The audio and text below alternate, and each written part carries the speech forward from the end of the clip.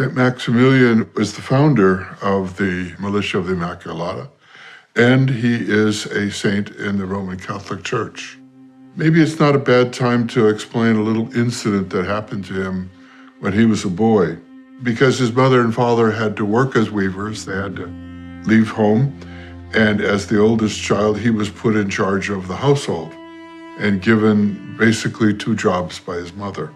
One, watch the soup that it didn't burn, and secondly, to watch his little brother. So Mama comes home, and wouldn't you know that first of all, the soup was burned and his little brother was nowhere to be found.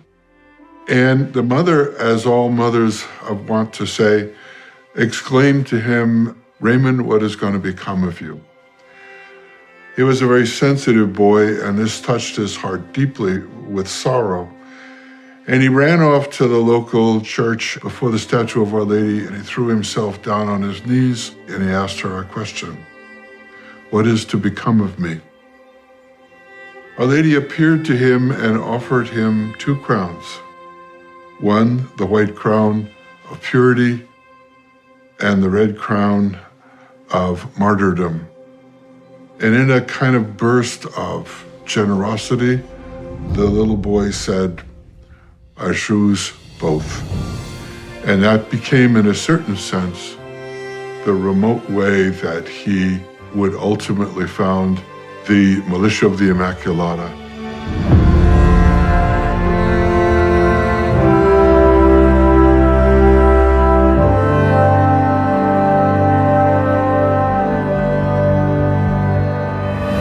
How did it all start? In 1917, at the same time Our Lady of Fatima was appearing to the little children, Saint Maximilien Kolbe was in Rome as a seminarian getting his formation.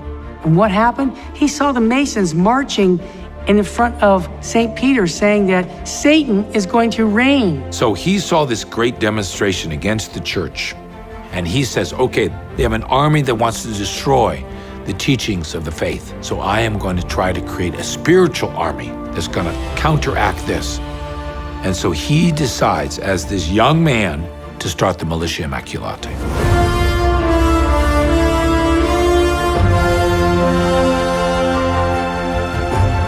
As the movement started with the MI, his example must have been extraordinary because he started to gather other young men to follow him, to trust in Mary, and making a consecration to Our Lady. So all these friars started coming, and he wanted to start out right away with evangelization. So he started to create printing presses, distribution, and not only did he do magazines, then he went into books. I mean, he was just a very brilliant genius of a man. So he had a lot of order compared to a lot of other men. He had 1 million people subscribing to his magazine. In Japan, he did the same thing. He started up a monastery there. And if you think about it, with the Knights of the Immaculata, we just continued to do that work. In Brazil, they've got a TV station, they got radio going. We're carrying on that work of the Knights of the Immaculata, using the media. So really, Father Kolbe was ahead of his time.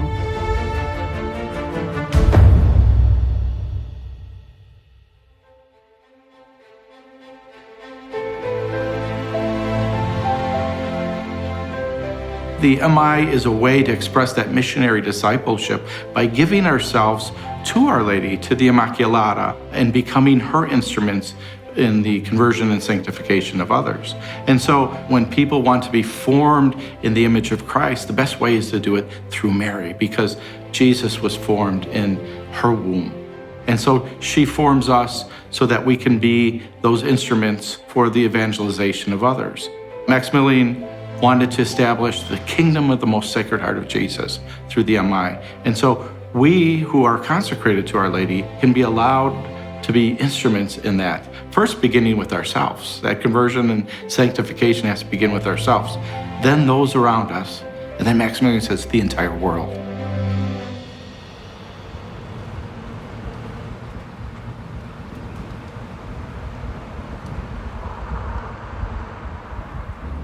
So try to have blessed medals with chains if possible, because otherwise you give it to the person and they can't wear it.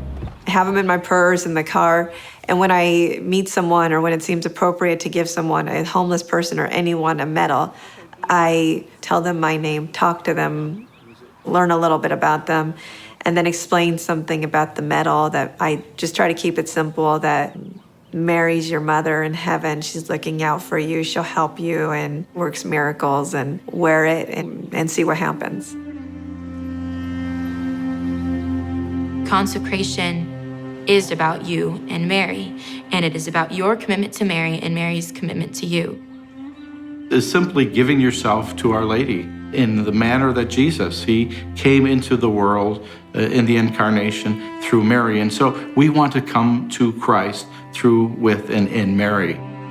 And by giving ourselves to her, we become closer to Christ because she brings us to Christ.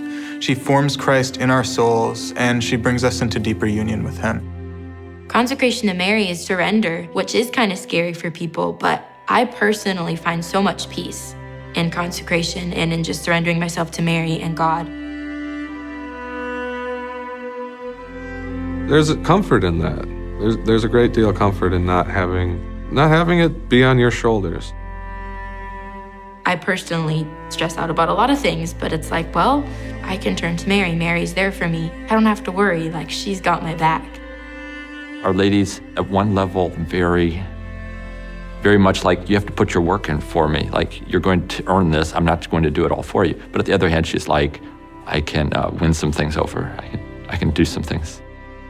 I'm a skeptical person by nature, but I could see the people around me that had already made their consecration, and I could tell they were authentic. And I just said, okay, I'm going to do it, and I don't fully understand it. So there was a leap of faith, and I'm glad I did, because ever since I made my consecration, things just started happening in my life that are providential. There's no other word for it. Saint Maximilien said, you're the paintbrush. You just need to be a docile paintbrush and let her do her work and trust that this is going to make a beautiful picture in the end. Anybody who's made their consecration has united their will to her will, and it's we're led by her. And it's very powerful and humbling as well.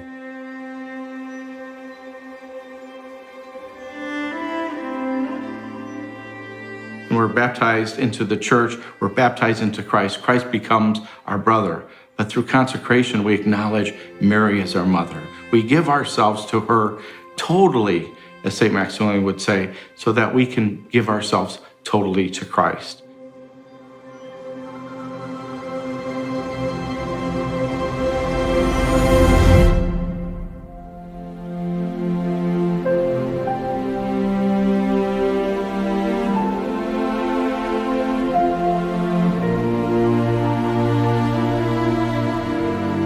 So when I was 16, I decided to have a monthly group who met at my house to pray the rosary. I knew what Mama Mary had done in my life and how she was such a strong supporter. And so I thought that other teens would like to experience her as a mother as well. I felt that pursuing Mary would aid in pursuing Christ. And that's why my friends, my peers keep coming back, because they know that the rosary is powerful and they know that it will ultimately bring us closer to Christ. Mothers are so powerful. Everyone has a mother, and hopefully everybody has a good mother. There's nothing that can replace a mother, nothing that can, in any manner, shape, or form, create that climate of happiness and security that a mother is.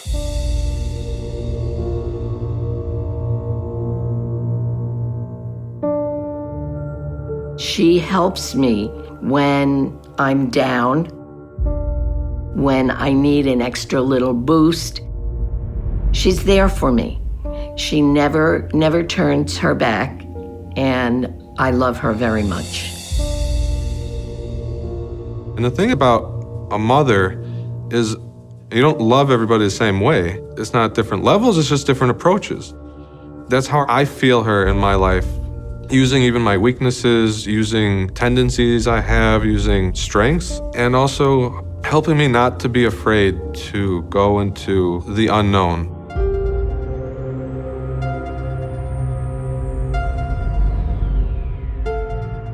There was a second vocation for Mary. She was not only called to be the mother of Jesus, but at the cross, we see in St. John's Gospel Jesus, as his dying gift to us, he gives his mother to the whole world.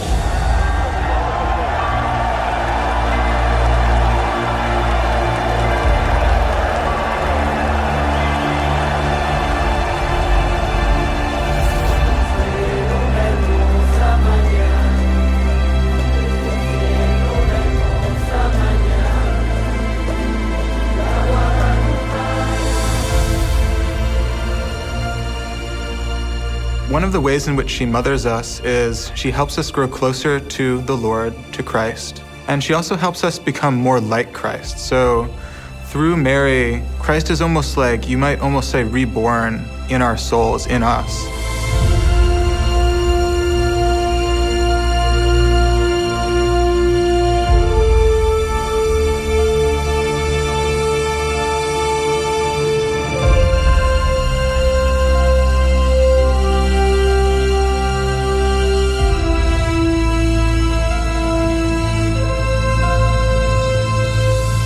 I think a person whose faith is weak or doesn't have it is drawn to Our Lady as we are drawn to our own earthly mothers, because there we can always find a home.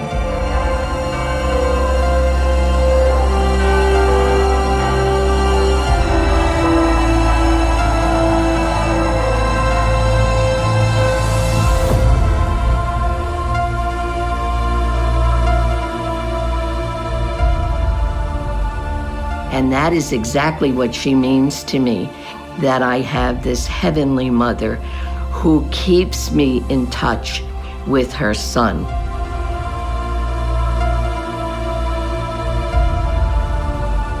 The knowledge that that is so, that she can lead us to Christ, that she can, like a good mother, speak for us to God and advocate for us and bear witness to the fact that she knows us and that we are hers, we can always find the love that we know and hope we deserve.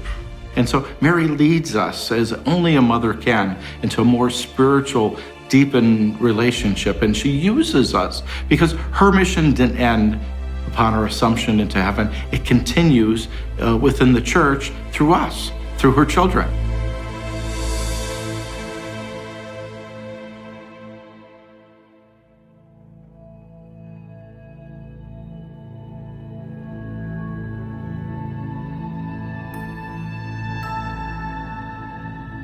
Well, we see that the MI has spread all over the world. And what is it doing? Well, its primary mission, basically, is to introduce to people the reality of total consecration to Our Lady, place ourselves in her hands, and promote the gospel and the faith in our Lord Jesus Christ. Saint Maximilien Kolbe really gave us an example of how to operate the Knights of the Immaculata. He didn't want you to be an exclusive group. He wanted to work with other organizations, and that was something that I embraced big time with the promotion of Catholic radio and media. It can be an individual thing that's done by everyone all over the church. And it makes sense because all you're doing is showing your respect and dedication to Our Lady to let her son be known. The importance of belonging to the MI and not just going off on your own and doing whatever. There's power in the unity of prayer. And the sort of mission or purpose of the group is to bring people to Jesus and into intimacy with Jesus through Mary. Maximilian envisioned the members of the Immaculata to be anywhere, inserted in every field of action.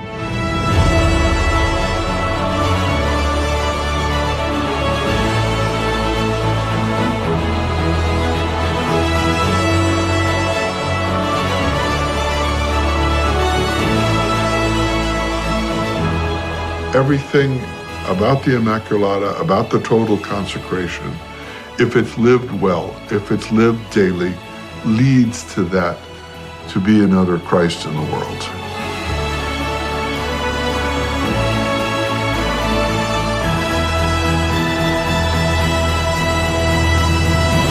So we want to win the world for the Immaculata, to win the world for Christ.